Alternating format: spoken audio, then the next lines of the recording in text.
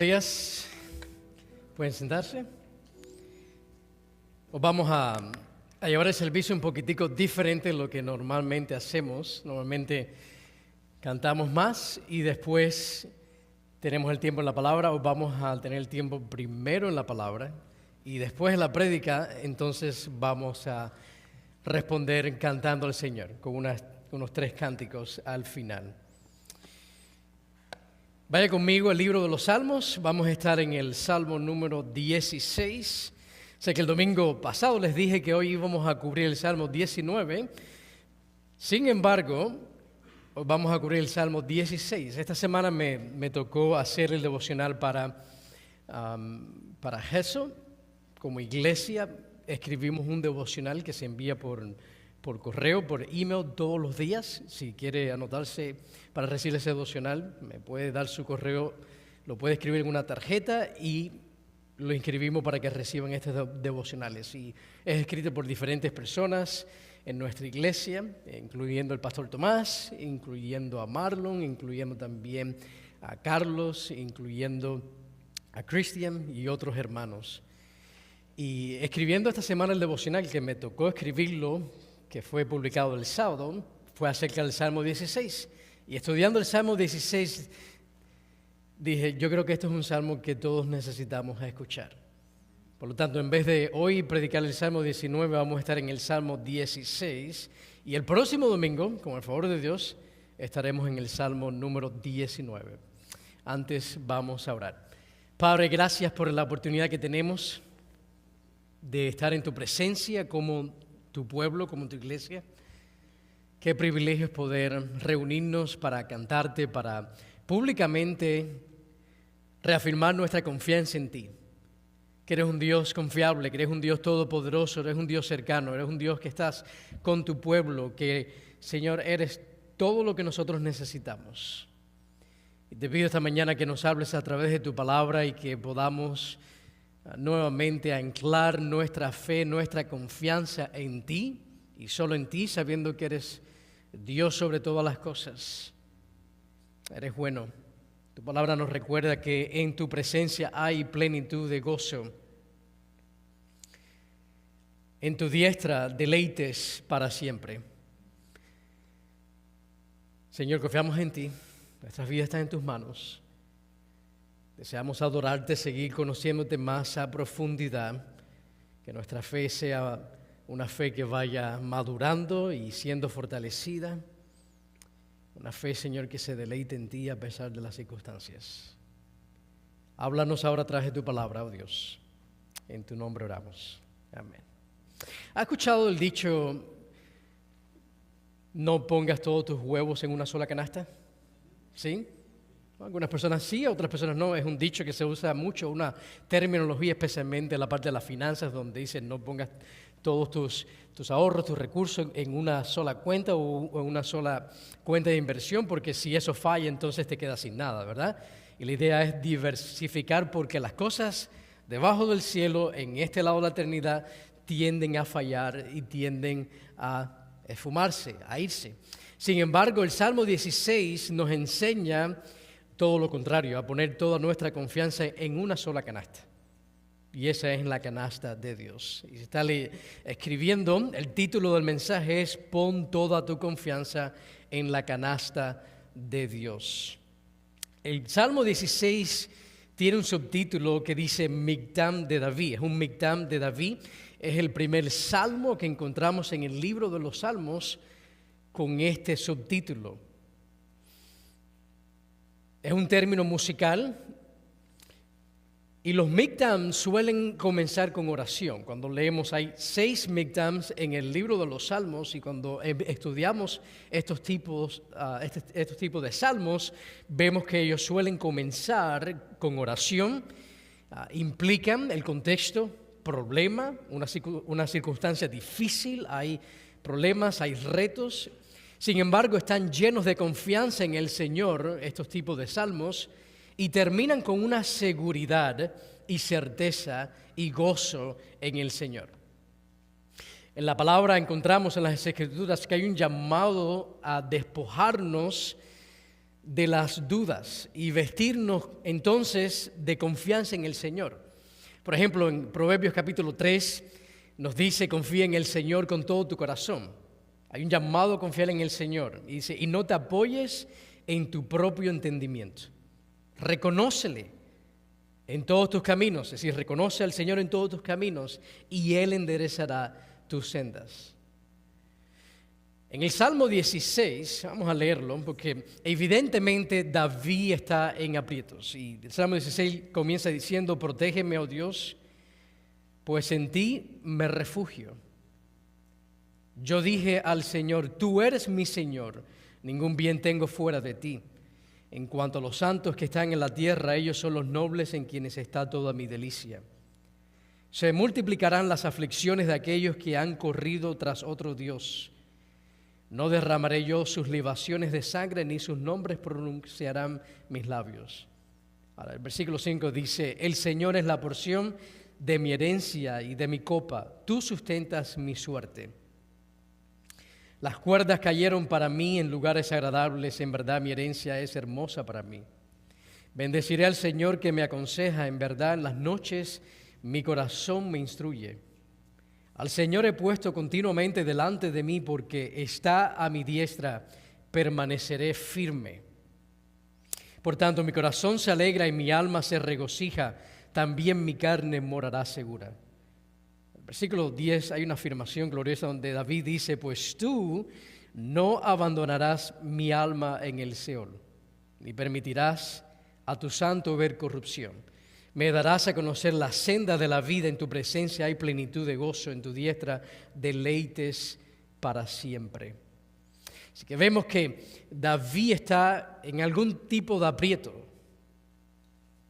Lo primero que sale de su boca es, miren ahí el versículo 1, la Biblia de las Américas dice: protégeme. Esa es la primera palabra que vemos en el Salmo 16, o puede traducirse guárdame, presérvame. David aquí le pide protección al Señor y abre este salmo con una oración donde está clamando al Señor por protección. Parece que David está en serios problemas y desde su perspectiva vemos que la muerte es mucho más que una posibilidad. En esta circunstancia que David está atravesando, la muerte incluso parece una probabilidad para su vida. Es una probabilidad en esta prueba que le está atravesando. Así que David, a través de esta prueba, él aprende que no hay nada mejor que poner todos tus huevos en la canasta de Dios, toda tu confianza en la canasta de Dios, todo tu destino en las manos de Dios.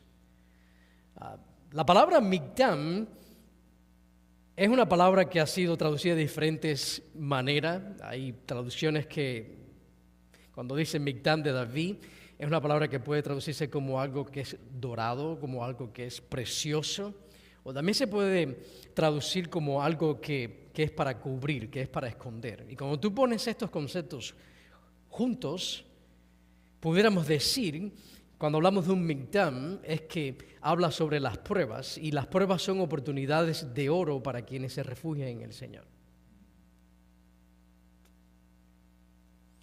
El Salmo 16 es de gran ayuda en tiempos de problemas. Él dice: y protégeme, oh Dios, pues en ti me refugio. Este salmo es de gran ayuda cuando nos enfrentamos a preguntas difíciles y a dilemas en nuestras vidas desconcertantes. El Salmo 16 está lleno de afirmaciones de confianza.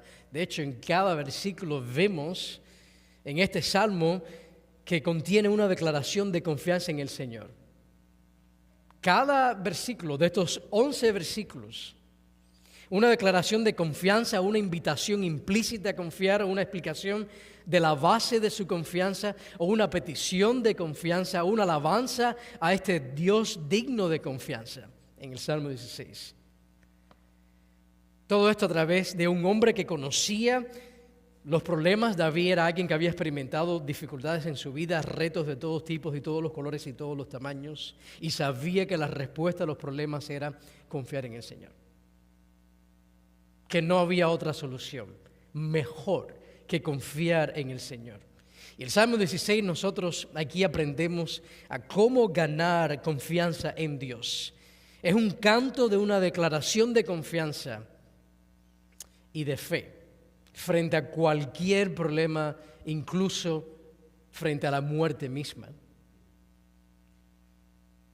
que es nuestro último enemigo, ¿verdad? La muerte. Y David está ahora aquí en el Salmo 16 mirando hacia los cielos y está clamando a Dios en oración y le pide entonces a Dios de manera muy directa y muy clara que lo preserve, que lo ayude, que le dé seguridad, que le dé refugio.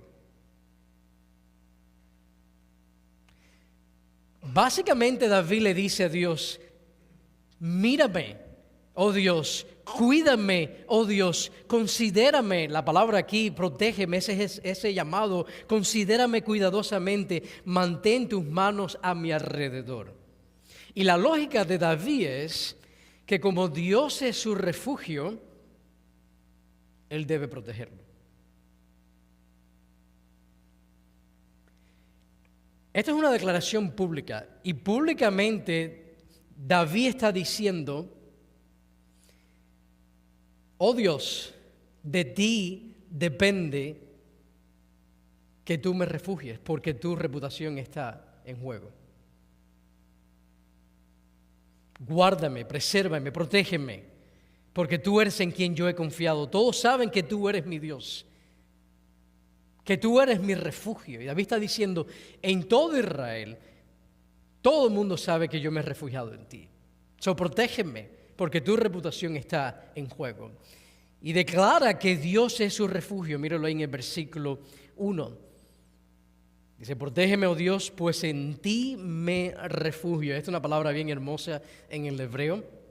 Es una palabra incluso muy común en el libro de los Salmos, en el Salterio. Y el refugio habla de que es un lugar donde no había un lugar más seguro que un refugio. Era un lugar ideal para esconderse. Cuando uno se encontraba en problemas, tú corrías hacia el refugio. Y los salmistas entendían ese concepto de refugio. Era un lugar para esconderte, era un lugar donde tú podías sentirte seguro. Y los salmistas hablan de Dios como un refugio. Ellos entendían incluso esa imagen. Cuando pensaban en Dios, pensaban en que Dios era un lugar de refugio. Y es un llamado a ver a Dios de esa manera. Como te encuentras en problemas, en dificultades, ¿tú ves a Dios como tu refugio? ¿Es a Él a quien tú corres para refugiarte? Normalmente, o tendemos nosotros a resolver los problemas, o tendemos entonces a buscar otras personas que resuelvan los problemas, o tendemos a abrumarnos. Las respuestas del ser humano son variables. Y nuestra confianza, nuestra seguridad puede estar en tantas cosas. Nuestra preservación a menudo se encuentra en cosas de este mundo. No necesariamente vemos a Dios como el lugar de refugio, como nuestro pronto auxilio, como el lugar donde vamos inmediatamente a refugiarnos cuando estamos en problemas.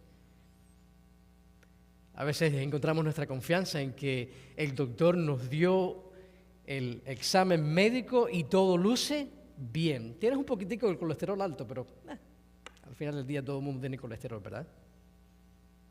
O nuestra confianza está en el dinero que tenemos en el banco y nos da cierta seguridad de que, bueno, si pierdo el trabajo, por lo menos tengo cierto dinero en mi banco y eso me va a ayudar. O tendemos a confiar en que conocemos a diferentes personas, que tenemos muchos amigos. Hay cosas que nos hacen sentir seguros. Los avances de la medicina,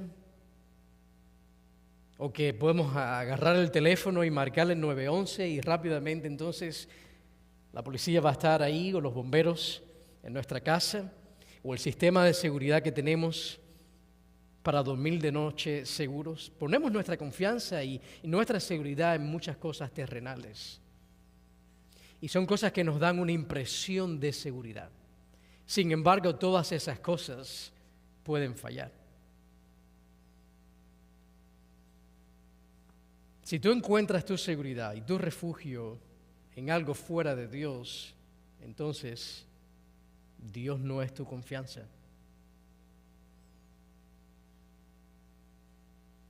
Todas las cosas pueden cambiar, pero Dios no. Las cosas fallan, las personas fallan, la medicina falla, nuestros cuerpos fallan, nuestros planes fallan, pero Dios no falla. Enfrentamos situaciones difíciles en esta vida, enfrentamos cáncer, enfrentamos accidentes de carro, crisis, calamidades.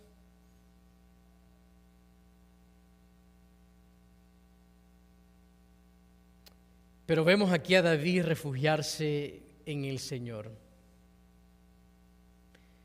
Y vemos a David aquí frente a su reto, mirar a esa prueba a los ojos y decirle: el Señor es mi refugio.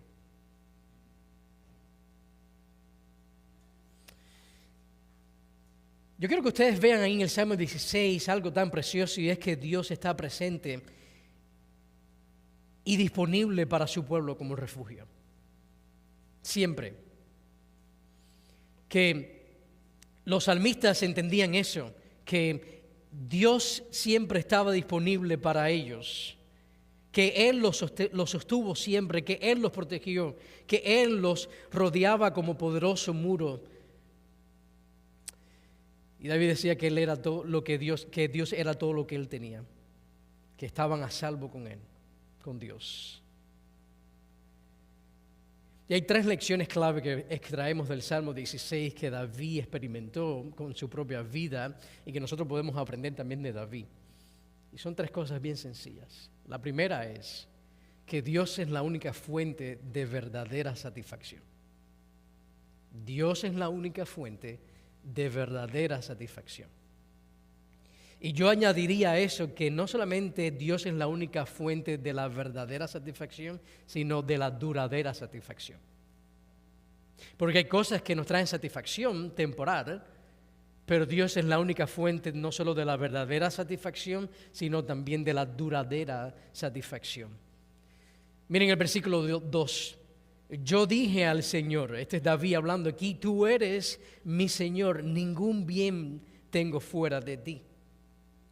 David tenía toda su confianza en el Señor. David tenía toda su fe en el Señor. Y la fe lo encuentra todo en Dios. La fe no es un sirviente. A veces nosotros pensamos que la fe es como esa campanita que tenemos en los hoteles y que tú la tocas o la haces sonar, tin, tin, tin, tin, tin, tin, y aparece entonces alguien para ayudarte. Y tratamos entonces a la fe como es de esa forma, como si fuera un sirviente celestial que activamos cuando necesitamos a Dios. Pero la fe va mucho más allá de pedirle ayuda a Dios o buscar ayuda en Dios. La fe es entregar todo a Dios y encontrarlo todo en Dios. Donde tú confías todo en el Señor y tú le entregas todo a Dios, y para ti Dios es todo. No es de sorprenderse que David dice en el versículo 2, ningún bien tengo fuera de ti. Y lo que la mayoría de las personas buscan en el mundo, David y el creyente lo encuentra en Dios. Que en Él lo tenemos todo. Por eso dice el versículo 11, vayan al versículo 11, y no es que estamos terminando la prédica, sino a modo de ilustración. Dice: en tu presencia hay plenitud de gozo, en tu diestra deleites para siempre. En este salmo David nos enseña cómo estar gozosos y tener contentamiento incluso en circunstancias difíciles. Si quieres ser feliz, David lo que nos dice aquí nos enseña que solo hay un lugar bajo el cielo donde se puede o se encontrará la verdadera felicidad. ¿Qué te hace feliz?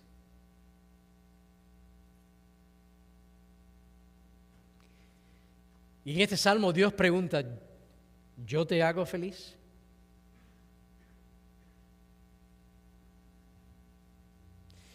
Hay tres nombres que David usa en este salmo para referirse a Dios. Mírenlo en el versículo 1. Lo primero que David menciona es: protégeme, oh Dios. Y esa es la palabra El, o como se traduce en otros versículos cuando se dice El Shaddai, por ejemplo, o Elohim. Es la versión plural de Dios. O es el nombre que encontramos en Génesis. En el principio creó Dios, es Elohim, es esa palabra que habla acerca de la pluralidad de Dios en la singularidad de Dios.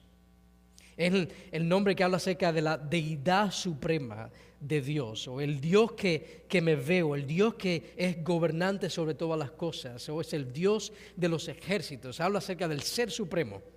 Lo primero que menciona David en el Salmo 16, o cómo se refiere a Dios, es como el Dios supremo. Sin embargo, en el versículo 2, él se va a referir a Dios, pero usando dos nombres diferentes, incluso del versículo 1. El primero que menciona en el versículo 2 es el nombre personal de Dios. Y muchas Biblias, la Biblia de las Américas pone Señor, todo en mayúsculas, o si tienen la Reina Valera del 60, dice Jehová. Y es el nombre personal de Dios, que es un Dios personal, que Él le pertenece a Israel y que Israel le pertenece a Él. Y en el versículo 2, después se refiere a Dios con la palabra Adonai, que se traduce normalmente, se escribe Señor, pero solamente poniendo en mayúsculas la primera letra, la letra S. Y la palabra Adonai significa Señor o amo, gobernante o soberano o autoridad. Y lo que David está haciendo aquí es que David tiene una perspectiva teocéntrica.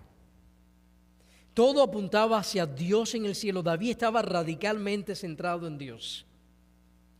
Así que cuando David se encontraba en problemas, David sabía a dónde ir. Sabía dónde tenía que correr. Sabía dónde tenía que ir a refugiarse, a protegerse en el Señor. Por eso dice: ningún bien tengo fuera de ti.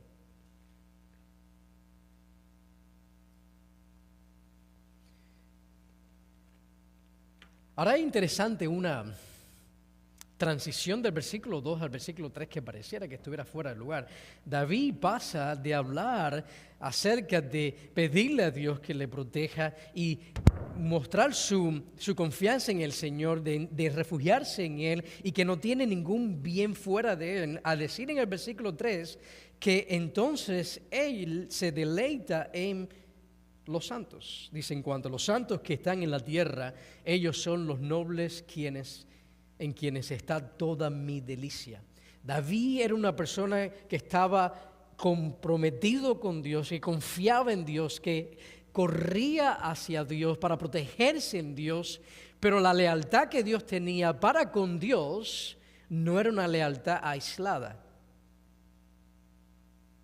Nos enseña el versículo 3 que nuestra lealtad a Dios y que debemos nosotros deleitarnos en Él, que es la única fuente de verdadera satisfacción, pero esa lealtad a Dios nunca debe estar aislada.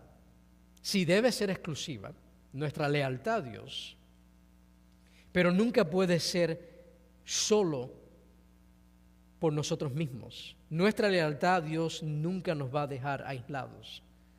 Y lo que vemos aquí es que la fe de David estaba acompañada también con el pueblo de Dios. Él no veía su relación con Dios como algo aislado. Él se deleitaba en el pueblo de Dios. Y esa es la pregunta, ¿no? ¿Se puede amar a Dios y no amar al pueblo de Dios? La respuesta es no. Si amas a Dios, vas a amar a la familia de Dios. No puedes amar a la persona de Dios y no amar al pueblo de Dios. Y eso es tan común el día de hoy, donde se habla mucho de amar a Dios y los creyentes hablan acerca de amar a Dios y su relación con Dios y mi tiempo con Dios, a solas con Dios, pero cuando se trata de ese amor por Dios, se olvida y se descuida que un amor por Dios te va a llevar a un amor por aquellos que son parte del pueblo de Dios. Y esa es una fe saludable. Una de las maneras en que sabes que eres salvo es que tienes un amor sincero por el pueblo de Dios. Los amas porque le pertenecen a Dios. Porque fueron comprados por la sangre preciosa de Jesús, no porque sean los más agradables. Nos dice Juan 13:35, en esto conocerán todos que sois mis discípulos, si os tenéis amor los unos por los otros. ¿Cómo tú sabes que tú amas a la persona de Dios? Bueno, cuando tú amas al pueblo de Dios.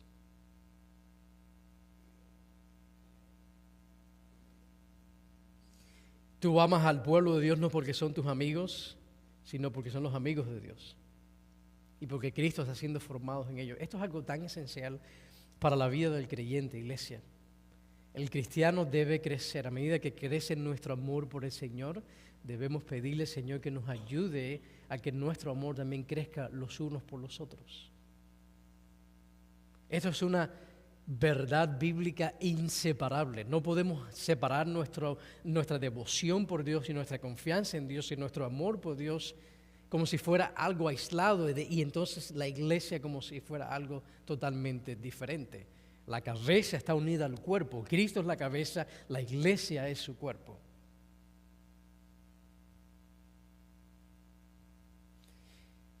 Y noticia de última hora. El pueblo de Dios en el tiempo de David era tan pecador como el pueblo de Dios en nuestro tiempo. David no se deleitaba en el pueblo de Dios porque siempre lo apoyaban o porque siempre estuvieran de acuerdo con él, con lo que él decía o porque fueran fáciles de amar. ¿Ustedes saben por qué David amaba al pueblo de Dios? Porque David amaba a Dios. Y tú amas al pueblo de Dios porque tú amas a Dios. Escuchen lo que dijo James Montgomery Boyce en cuanto a esta verdad bíblica de que los que aman a Dios deben amar al pueblo de Dios, y ese llamado, ¿no?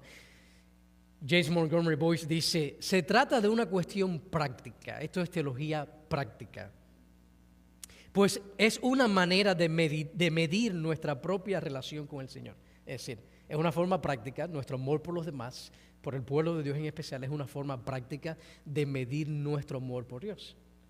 Él continúa diciendo, con una pregunta, ¿amas a otros cristianos? Esto es para ti, para mí. ¿Amas a otros cristianos? ¿Te parece bueno y gratificante estar con ellos? ¿Buscas su compañía? Es decir, ¿buscas estar con otros creyentes? Él dice, esta es una prueba sencilla. Aquellos que aman al Señor amarán la compañía de aquellos que también lo aman a Él. Y hoy hay tantas cosas que intentan dividir el pueblo de Dios, fracturar la comunión entre la iglesia, entre el pueblo de Dios, y debemos nosotros estar alertas. Y no debemos permitir que aquellas cosas horizontales dividan al pueblo de Dios, que constantemente están dividiendo al pueblo de Dios. Nos peleamos por tantas pequeñezas, que levantamos el corazón de nuestro Dios.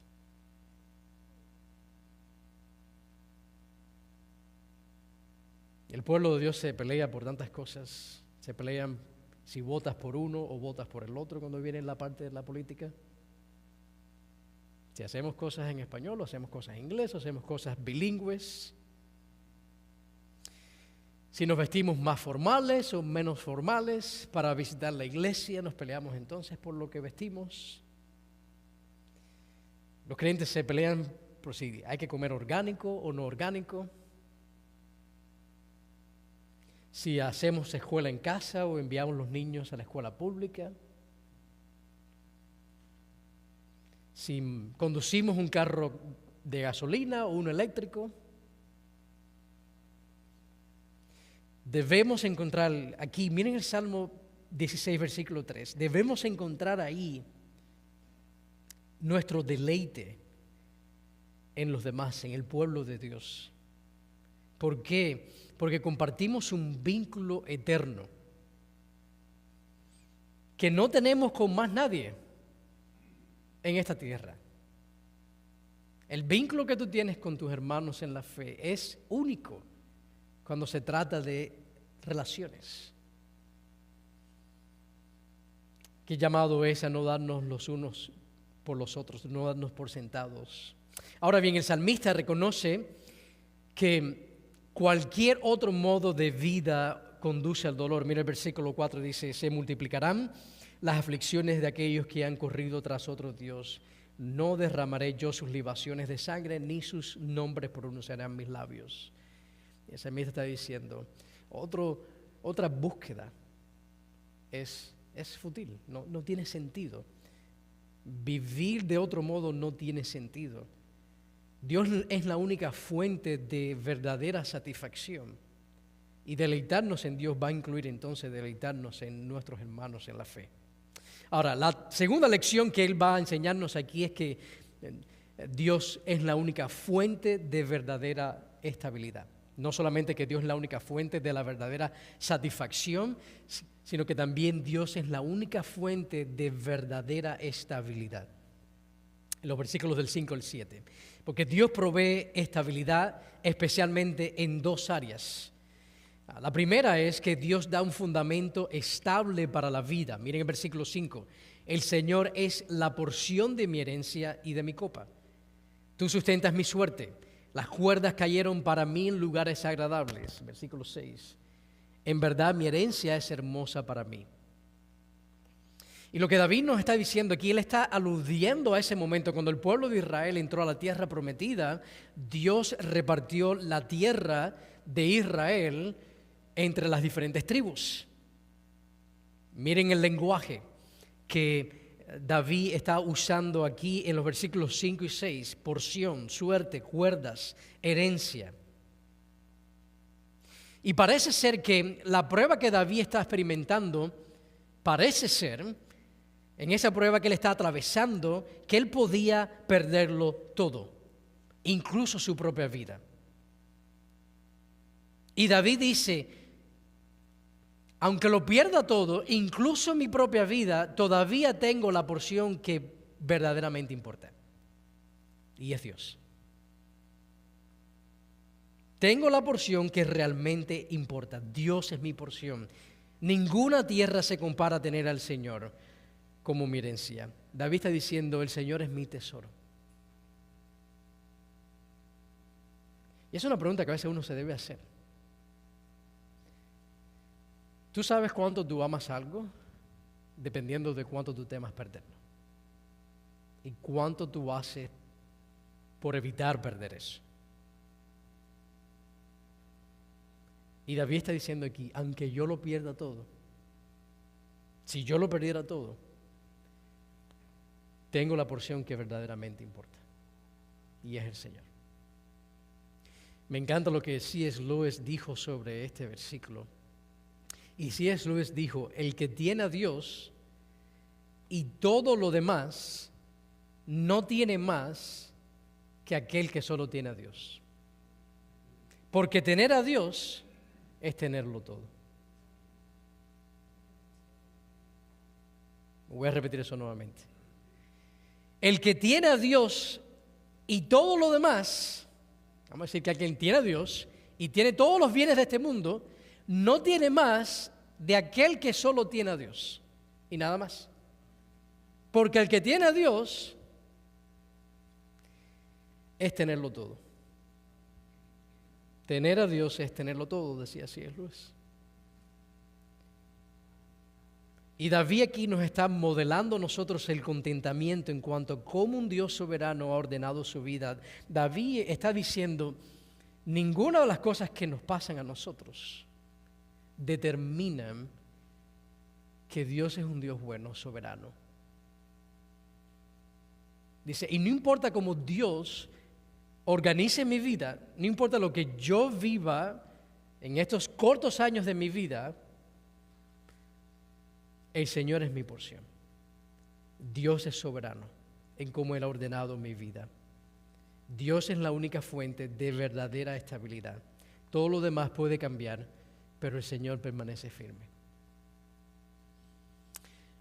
Aquí en el condado de Sonoma, la grama, o la hierba, o el pasto cambia de color, ¿verdad? Lo mismo está verde, que está color dorado, quemada. Pero donde yo vengo de Miami, el pasto ahí siempre está verde. ¿Por qué? Porque llueve mucho, constantemente. En todos los meses del año hay lluvia y el pasto siempre está bien verde, bien bonito. Pero es un lugar donde llueve bastante. Aquí en el verano nunca llueve, ¿verdad? Allá en el verano llueve muchísimo. Y algo que a mí me encantaba de Miami era montarme en un avión y salir volando. Y atravesar las nubes. Porque cada vez que tú atravesabas las nubes, no importa si abajo estuviera lloviendo o relampagando, arriba siempre estaba soleado.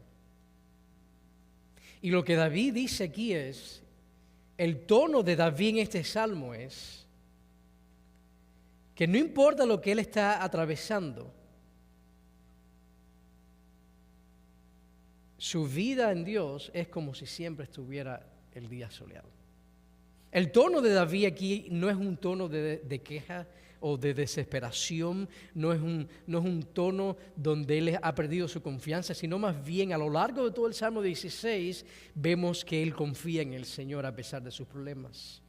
¿Por qué? Porque David tiene un fundamento estable en su vida y es el Señor. Él es su fuente de estabilidad, el Señor. ¿El Señor es la fuente de tu estabilidad?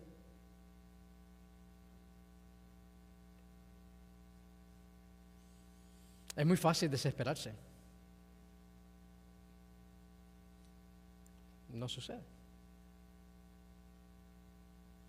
Es fácil desesperarse y es fácil olvidar lo que nosotros tenemos en Dios. Y es la idea de David de decir, hey, levanta tu mirada, mira hacia los cielos.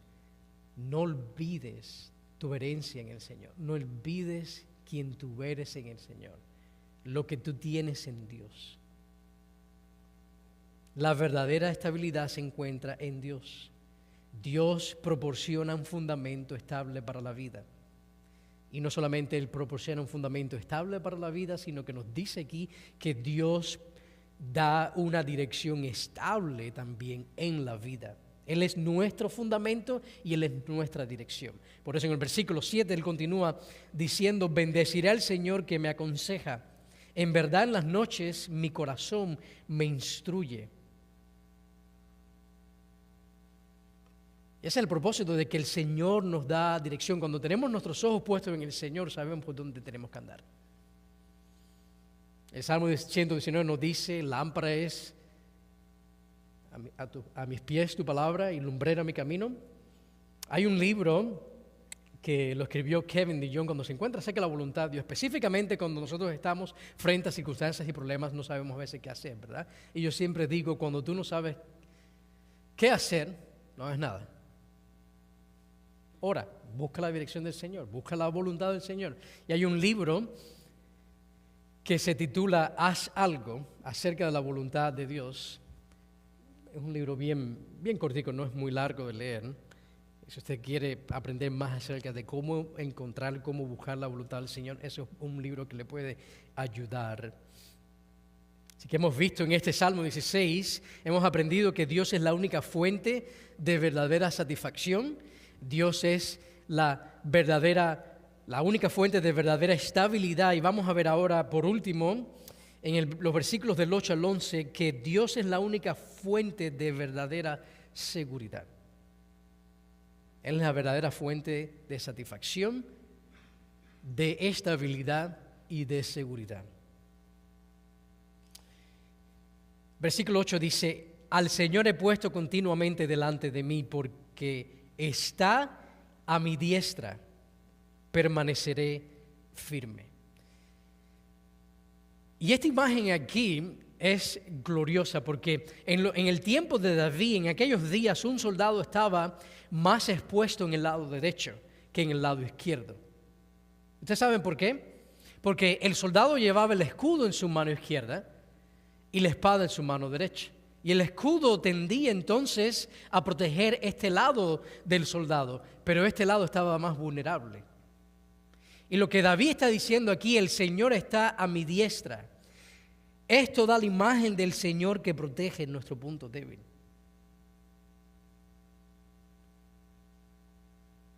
Hoy podemos decir lo mismo que David dice en un lenguaje más sencillo. Porque el Señor me respalda, no seré sacudido. No me dejaré llevar por la depresión.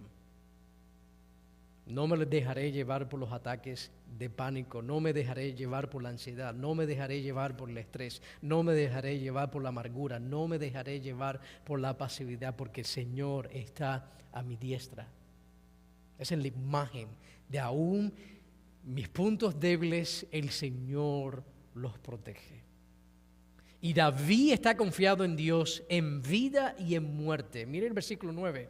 Por tanto, porque el Señor está a mi diestra, David dice, por tanto mi corazón se alegra y mi alma se regocija, también mi carne morará segura, pues tú no abandonarás mi alma en el Seol. Este salmo de confianza concluye ahora, es como un crescendo, como una proclamación profética de la victoria de Jesús. Porque más adelante, Pedro, en el libro de los Hechos, cuando él da ese famoso mensaje en el día de Pentecostés, él va a hablar del Salmo 16 y va a usar el Salmo 16 para hablar acerca de la resurrección de Cristo. Y Pablo también en Hechos capítulo 13 va a hablar acerca de la resurrección de Jesús, profetizada 1000 años antes del nacimiento de Cristo. Así que este salmo concluye con esa proclamación profética de la victoria de Jesús sobre la muerte. Así que David habla aquí ahora del Mesías. Miren el versículo 10, la segunda parte, dice, no permitirás a tu santo ver corrupción.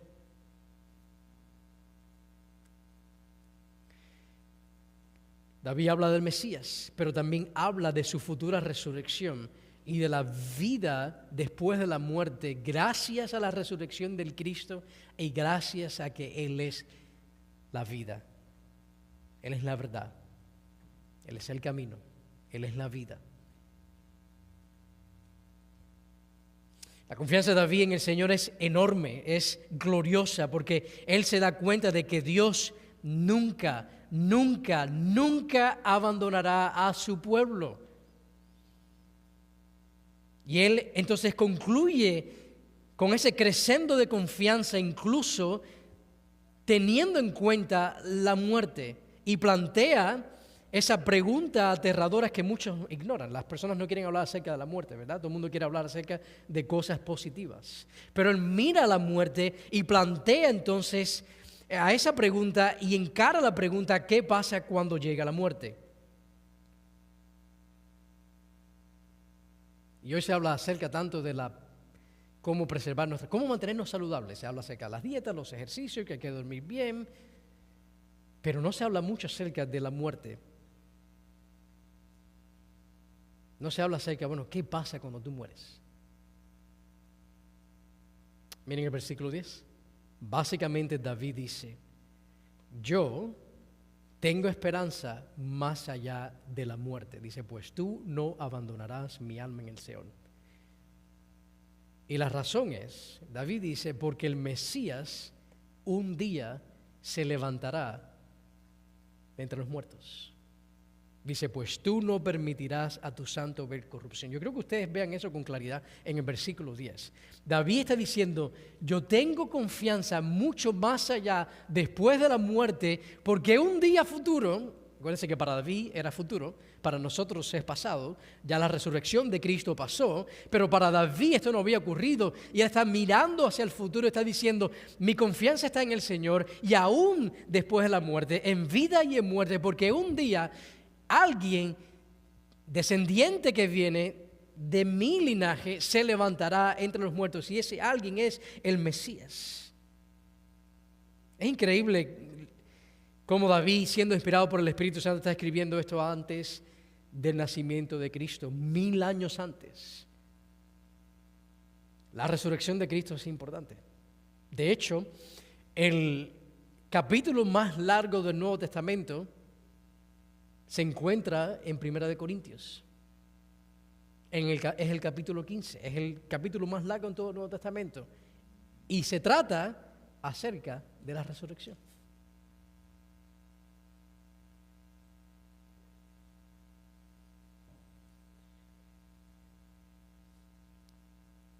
Vayan conmigo a Hechos capítulo 2, vamos a ir concluyendo. Pero quiero que ustedes vean cómo Pedro va a citar el Salmo 16 en Hechos capítulo 2. Él lo cita específicamente en los versículos del 25 al 28. Del 25 al 28 del capítulo 2 de los Hechos es una cita directa al libro, el Salmo 16. Dice, porque David dice de él, veía siempre al Señor a mi presencia, pues está a mi diestra para que yo no sea conmovido, por lo cual mi corazón se alegró y mi lengua se regocijó, y aún hasta mi carne descansará en esperanza. Pues tú no abandonarás mi alma en el Hades, ni permitirás que tu santo vea corrupción. Me has hecho conocer los caminos de la vida, me llenarás de gozo con tu presencia. Así que esos 4 versículos es una cita directa de Pedro, del Salmo 16. Cuando está hablando acerca de la persona de Cristo, la obra de Cristo y la resurrección de Cristo, como diciendo, esto que ha sucedido, que ustedes son testigos de lo que ha acontecido aquí en Jerusalén, de cómo el Cristo fue crucificado, fue sepultado y se levantó entre los muertos, esto no es algo nuevo. David habló acerca de este día, de esta resurrección, de esta esperanza que nosotros podemos tener. Y el contexto más amplio entonces lo podemos ver comenzando en el versículo 22, donde Pedro le dice a aquellos que están escuchando el mensaje en Pentecostés, miles y miles de personas, y les dice, varones israelitas, escuchad estas palabras, Jesús el Nazareno, varón confirmado por Dios entre vosotros con milagros, prodigios y señales que Dios hizo en medio vuestro a través de él, tal como vosotros mismos sabéis, a este entregado por el plan predeterminado y el previo conocimiento de Dios, ustedes clavasteis en una cruz por manos de impíos y le matasteis, a quien Dios resucitó poniendo fin a la agonía de la muerte, puesto que no era posible que él quedara bajo el dominio de ella. Porque David dice de él, y ahora es cuando entonces él cita el Salmo 16. Miren el versículo 29. Hermanos, del patriarca David os puedo decir confiadamente que murió y fue sepultado, y su sepulcro está entre nosotros hasta el día de hoy. Pero siendo profeta y sabiendo que Dios le había jurado sentar a uno de sus descendientes en su trono, miró hacia el futuro y habló de la resurrección de Cristo.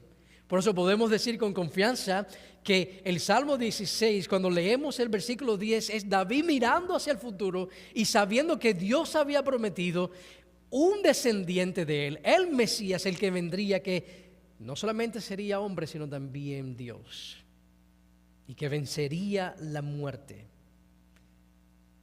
Y Dios Padre da vida eterna a través de su Hijo resucitado, el Señor Jesús. No hay otra forma de ser salvos. Podemos ser salvos a través de la fe en aquel que venció la muerte, en aquel que resucitó. Jesús resucitó al tercer día. Y porque Él resucitó, nosotros también resucitaremos. Aquellos que hemos confiado en Él para nuestra salvación y perdón de pecados. Jesús ascendió a los cielos y nosotros los creyentes también ascenderemos a los cielos para estar con nuestro Dios para siempre. ¿Ustedes saben qué es lo que nos espera a nosotros después de la muerte? Regresen al Salmo 16. Y el versículo 11 nos dice qué nos espera a nosotros después de la muerte. Dice, ¿me darás a conocer la senda de la vida? Nos espera vida eterna.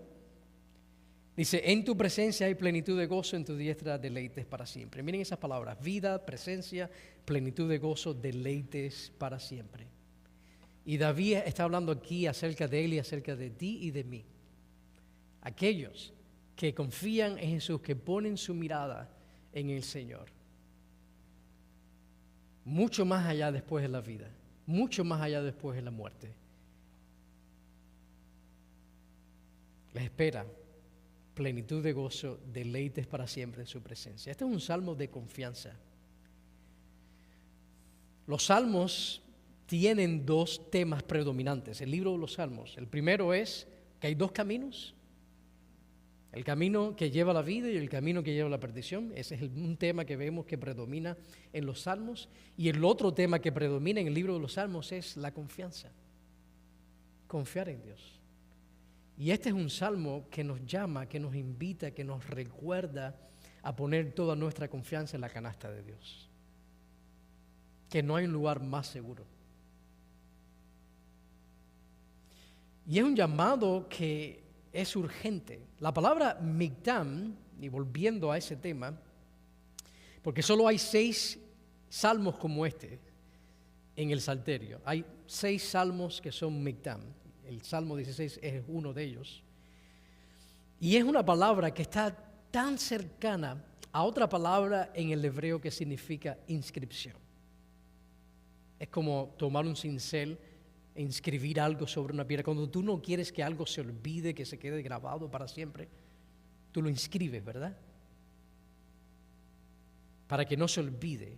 Y el llamado aquí es a tomar este salmo y a cincelarlo en tu corazón, en tu mente, a grabarlo en tu corazón, a atesorarlo en tu corazón, para que no olvides dónde se encuentra tu refugio, en dónde debes poner toda tu confianza, en aquel que es confiable, que podemos nosotros correr a él.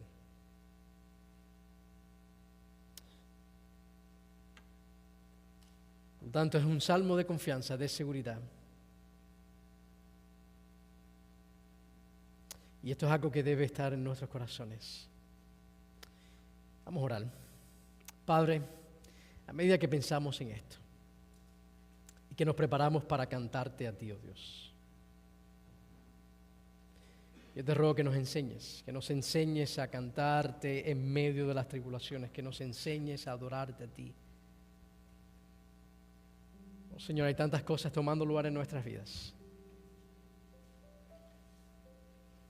Pero este salmo nos recuerda que tú eres la fuente de la verdadera satisfacción